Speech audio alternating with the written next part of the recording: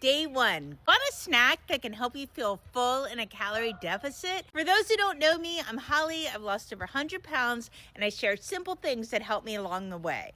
One food I love is grapes. Grapes are mostly water, which means they have a lot of volume for relatively few calories. That combination can help you feel satisfied while staying in a calorie deficit. I like to keep a bowl in the fridge because they are easy to grab and naturally sweet. Sometimes I even freeze them because they turn into a really refreshing snack. Have you ever tried frozen grapes? Follow for more easy to understand weight loss science.